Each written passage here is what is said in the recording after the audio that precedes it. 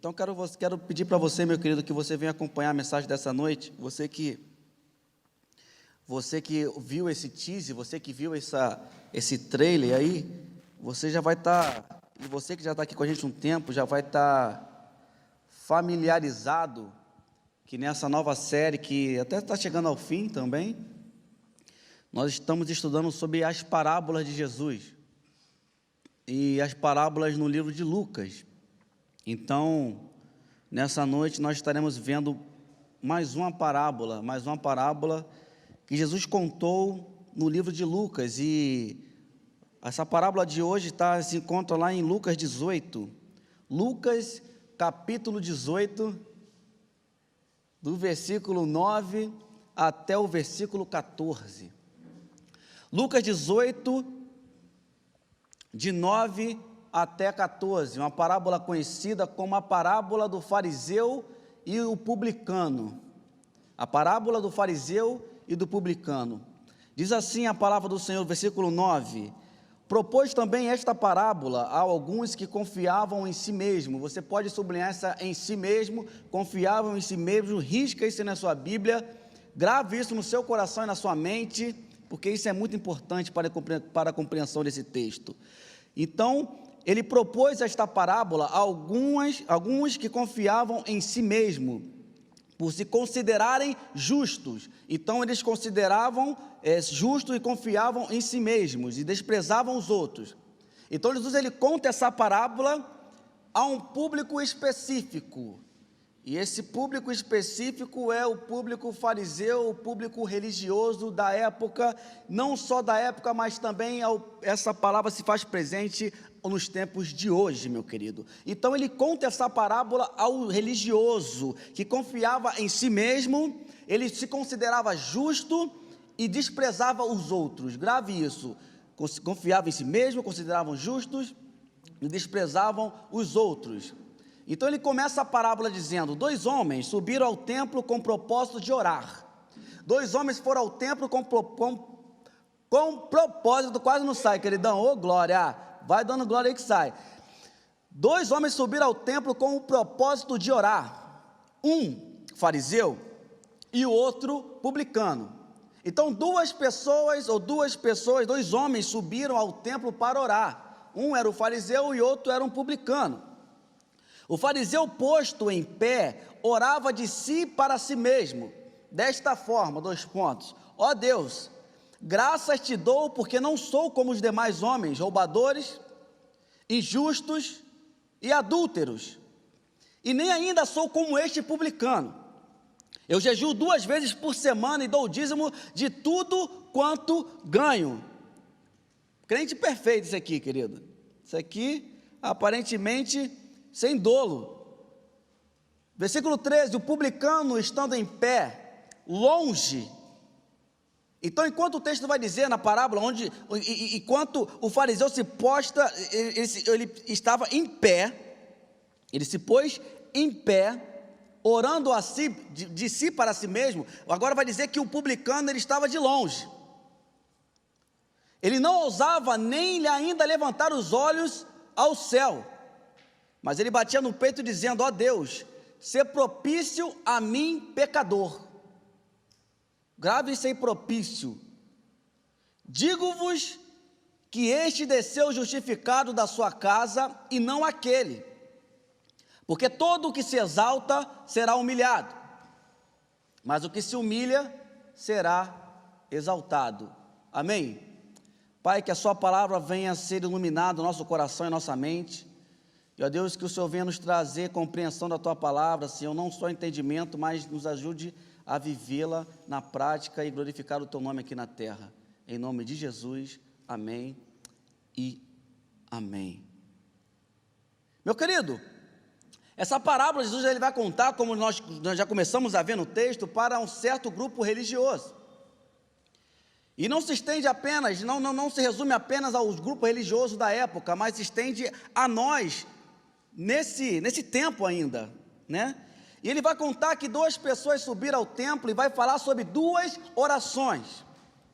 E nessa noite nós vamos estar analisando cada oração e cada comportamento e trazer umas aplicações do que Jesus queria dizer e o que nós podemos aplicar isso na nossa vida hoje.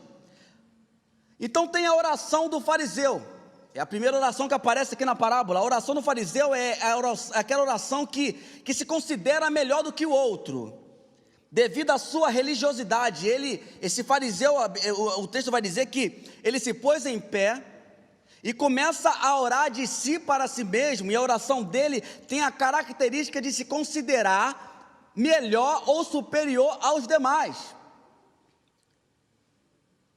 E é interessante que quando o fariseu começa a listar aqui aquilo que ele fazia ou aquilo que ele praticava, não tem nada aqui que seja desacordo com o que a lei pedia, ou pelo contrário, o fariseu fazia até coisas a mais.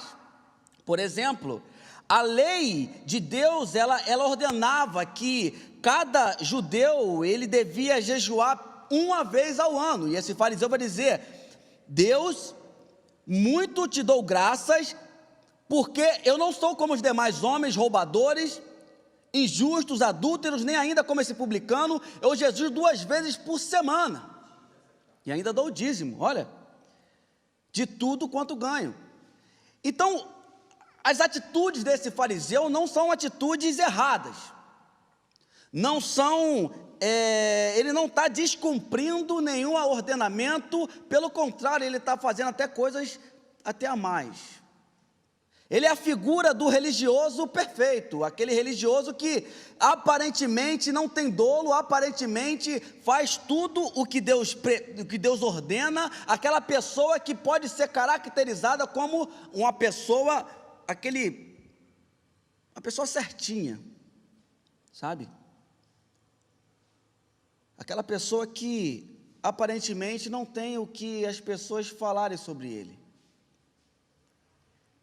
O fariseu, ele não faz nada fora do que a lei ordenava, pelo contrário, ele faz até mais. Ele jejuava 2 vezes por semana, enquanto a lei, ela ordenava uma vez o jejum, uma vez ao ano. Mas o que o texto aqui, que Jesus quer chamar a atenção aqui, e o que já começa a nos chamar a atenção, é que quando ele começa a se comparar, graças a Deus eu te dou, porque eu não sou um adúltero, eu não sou injusto, e eu não sou um ladrão, e nem sou como esse publicano, essa pessoa que veio aqui orar junto no mesmo lugar que eu, e eu não sou e ainda dou o meu dízimo, eu sou uma pessoa que cumpre a lei. Mas o que esse fariseu, apesar de fazer as coisas certas, o que ele não entendeu, e eu já quero começar a aplicar na sua vida isso hoje, na minha vida isso hoje, que o padrão de santidade, o padrão de moralidade, o padrão de ordenança, o padrão de santidade de Deus nunca foi Adão, nunca foi o outro. O padrão que Deus exige nunca foi nos comparar ao outro. Quem está entendendo aí, querido? Você já pode começar dando glória no chat aí, porque essa palavra é presente para hoje em dia, querido. Ela é viva ainda. Porque o padrão nunca foi Adão. O padrão nunca foi Samuel.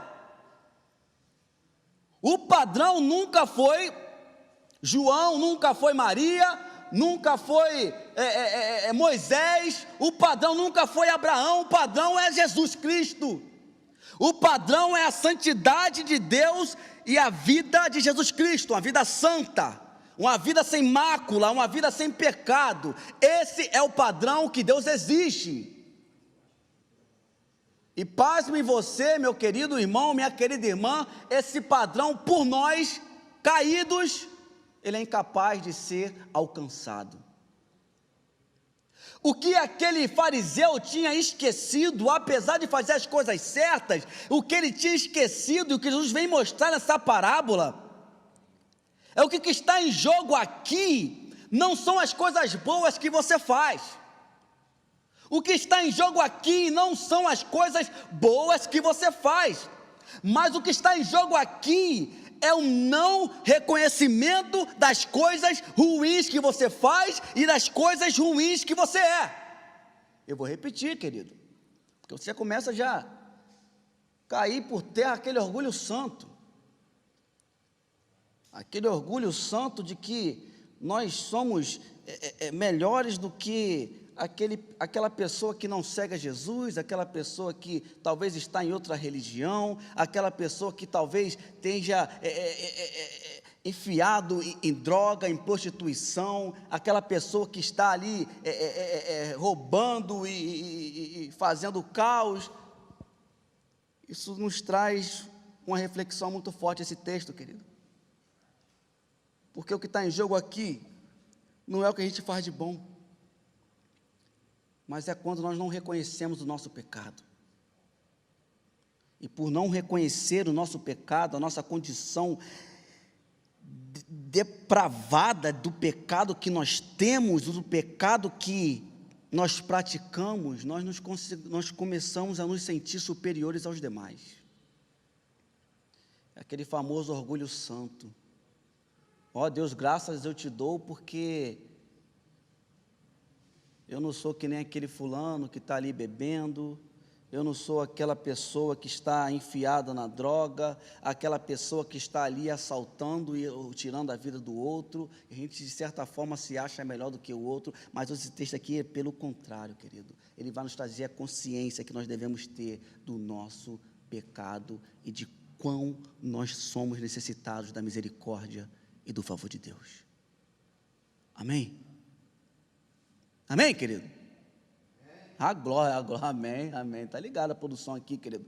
Isso aqui não é culto fúnebre não, querido. Isso aqui é culto na sexta, amém, queridão? Ô, glória.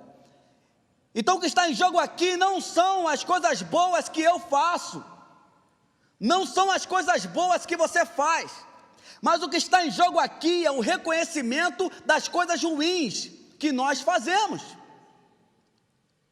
Porque na oração do fariseu, ele não reconhece o seu pecado, ele não reconhece a sua carência da graça, ele não reconhece a sua carência da misericórdia, mas pelo contrário, ele se gaba de não ser como o outro. Isso é forte. Porque, meu querido, não é o que você faz de bom, mas é aquilo que você faz de ruim e que não é contado. Mas é aquilo que você faz de errado e ninguém vê.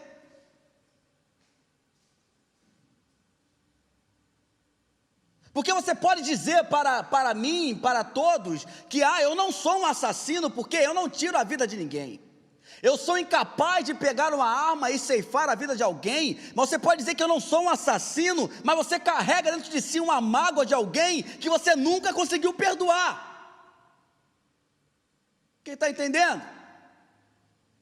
Você não é assassino, mas a Bíblia vai dizer, se você mata, chama o seu irmão de idiota, você está assassinando ele. E nós vimos isso no Sermão do Monte, na série passada. Então não é o que você faz de bom, mas é aquilo que você guarda dentro de você, que ninguém vê. Porque você pode dizer assim, eu não sou ladrão, mas você é uma pessoa invejosa. Você pode dizer assim, não, eu não roubo ninguém, eu não sou ladrão, mas você é um péssimo funcionário. Ou você é um péssimo patrão, que tem também, querido, que não paga os outros, querido. Deus tem misericórdia. Tem ou não tem, querido? Oh, glória. Tem sim, papai. Pega ele, Deus. Porque você pode dizer assim, eu não sou ladrão, mas no fundo você é aquela pessoa invejosa. Você pode dizer assim, não, eu jejuo toda semana, eu leio minha Bíblia todo dia, eu vou para o monte toda semana, eu faço campanha de 21 dias, de 40 dias, mas você tem roubado energia na sua casa, você tem um gato no teu relógio.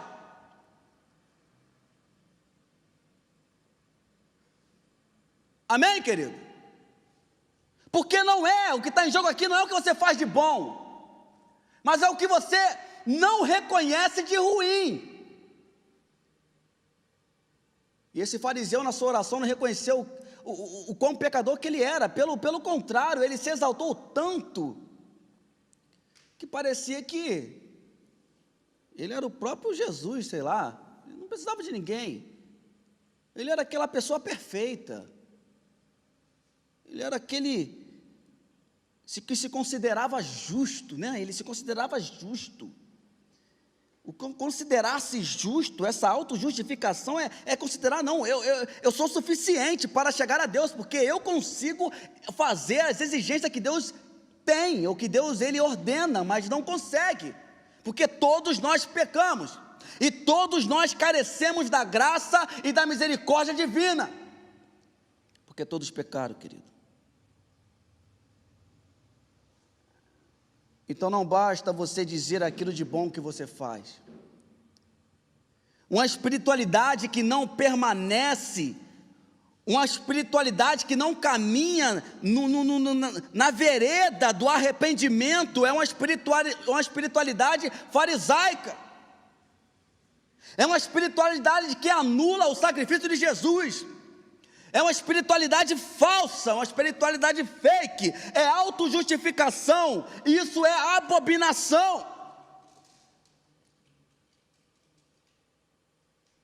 Porque nós não devemos apenas nos arrepender quando nós entregamos nossa vida a Cristo, querido. Arrependimento é um caminho diário, é dia após dia, é dia após dia, querido. Então, é uma espiritualidade, ela deve permanecer num campo, na vereda, no caminho do arrependimento, querido. O que Jesus queria fazer nessa parábola, ao contar essa parábola, é que Deus ele quer colocar a mão dentro da gente e mexer naquilo que nós não contamos.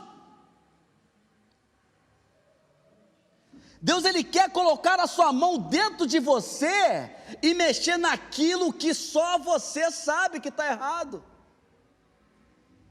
Não é naquilo que você passa de bom, mas ele quer mexer naquilo que está ruim na sua vida.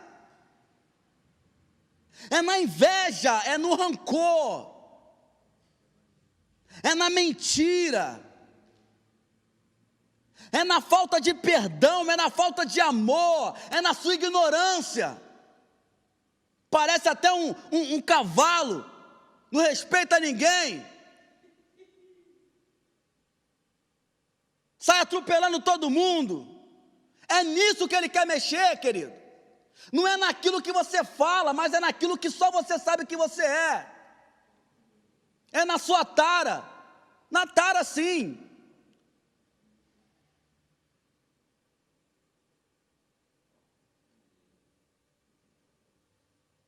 É nisso que ele quer mexer, querido.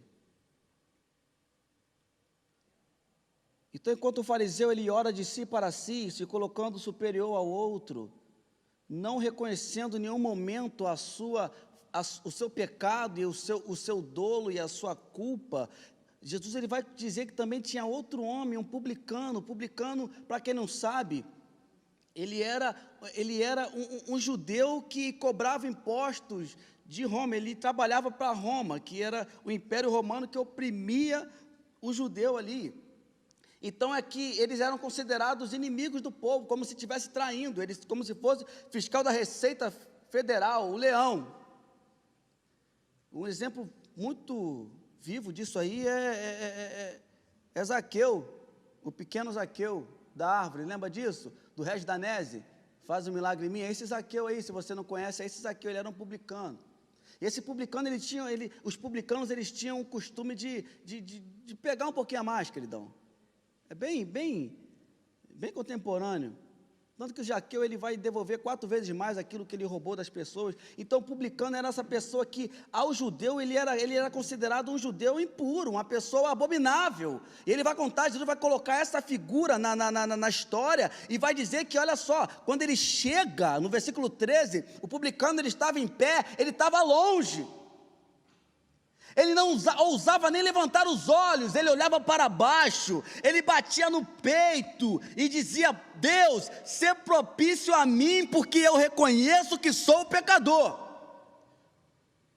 E essa está toda a diferença nessas orações, porque quando Jesus ele traz uma figura abominável ao fariseu, uma figura considerada traíra ao seu povo, e vai colocar que essa pessoa fica de longe, e sequer ele ousa olhar para o céu, mas ele só olha para baixo do peito, e diz assim: Deus, ser propício. O que é ser propício? Isso vem daquela cerimônia de propiciação. O que era isso? Era quando o sumo sacerdote aspergia, o que aspergia? Ele derramava o sangue do animal em cima da arca da aliança, aquela onde tem dois querubins de ouro. Você sabe essa figura que tinha? O sumo sacerdote, ele derramava aquele sangue ali, e dentro daquela caixa da arca da aliança tinha ali o decálogo, as tábuas da lei, os 10 mandamentos, e Deus, ele ordenava que ele fizesse aquilo ali. Sabe por quê? Porque esse sangue, ele era como se fosse, apaziguava a ira de Deus. Ou seja, então o sumo sacerdote, quando ele chegava no Santo dos Santos, ele derramava aquele sangue sobre o propiciatório, que é o nome dessa tampa onde tem os querubins, e isso era para Deus, amenizava a sua ira, e assim Deus recebia e aceitava a oferta do povo. O nome disso é propiciação. Por isso Paulo vai dizer que Jesus, ele se fez propiciação, ou seja, o sangue de Jesus, ele cobriu a lei, e ele nos autorizou, ou ele ele apaziguou a ira de Deus, e por esse sangue derramado é que nós somos aceitos. Isso é propiciação. Ele vai dizer assim: ó Deus, ser propício a mim, ou seja, que eu não posso me auto-justificar sozinho, porque, justificar sozinho, claro, eu não posso me auto-justificar, porque eu sei que eu sou pecador. Eu preciso que alguém venha, eu preciso que o Senhor seja propiciação em meu lugar, porque eu sequer ouso olhar para o Senhor, porque aquilo que todo mundo aqui vê, ou aquilo que todo mundo aqui não vê, o Senhor vê, porque o Senhor sabe a amargura que tem no meu coração, o Senhor sabe o quanto eu tenho roubado, o Senhor sabe o quanto eu tenho mentido, o Senhor sabe quanto eu tenho adulterado, o Senhor sabe quanto eu tenho sido uma pessoa invejosa, eu tenho sido uma pessoa avarenta, eu tenho sido uma pessoa ignorante, eu tenho sido aquela pessoa que já acorda parecendo que dormiu enfiado num pote de vinagre, bebendo limão de manhã, já acorda mal-humorada. Aquela pessoa mal educada, aquela pessoa azeda, aquela pessoa ruim demais, aquela pessoa que não carrega, ou que conhece que lá no meu íntimo, lá no meu interior, eu sei que eu preciso do Senhor, porque eu vou à igreja,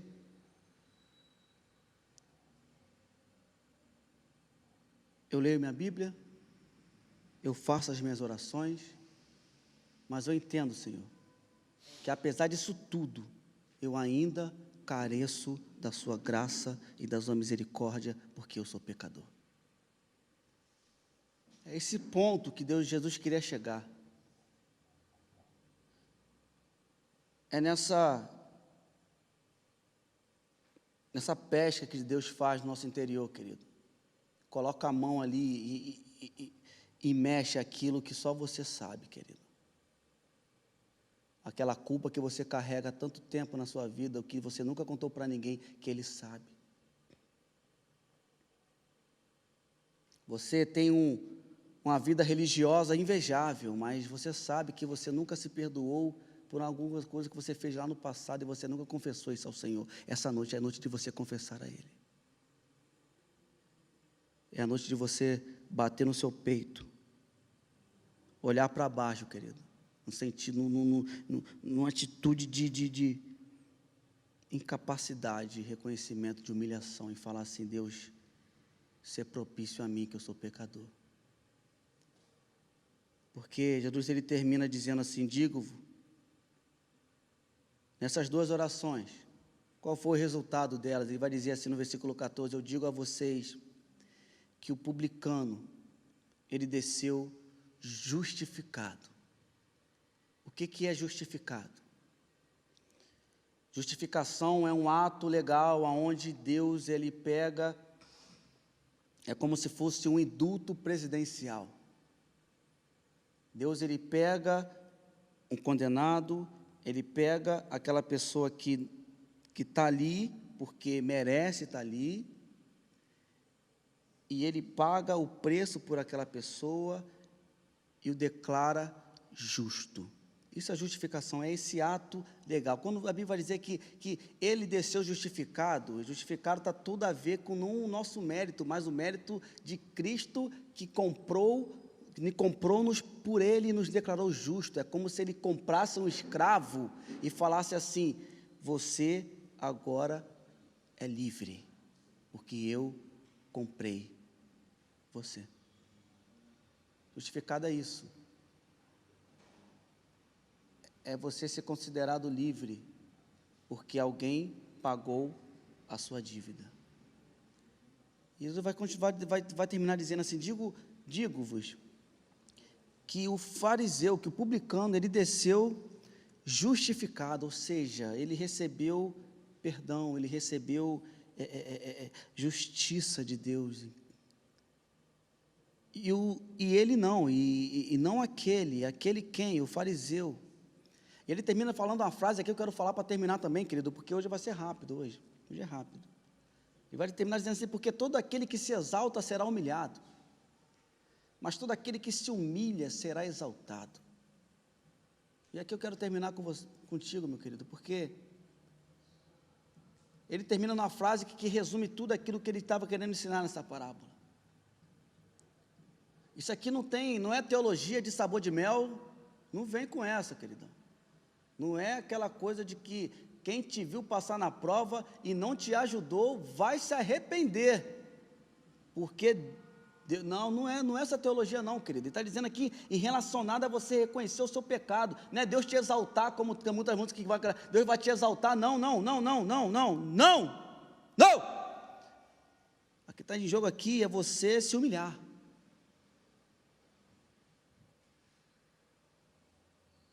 Exaltado significa ser aceito, porque toda vez que você chega na presença do Senhor e já vai falando com Deus e tal, e Deus isso aqui, vai pedindo, vai falando, não, eu fiz isso aqui, eu fiz aquilo outro. Normalmente isso acontece quando a gente está precisando de alguma coisa, ou está passando por um vale, você começa a falar: Deus, eu estou fazendo isso, eu fiz aquilo, começa a mandar currículo, começa a mandar currículo lá para Jeová, lá para o céu, lá, dizendo aquilo de bom que você fez, querido. Não. É se humilhando que se exalta, querido. É você chegar na presença dele e falando assim: Deus, eu me rasgo aqui na sua presença porque eu sou pecador.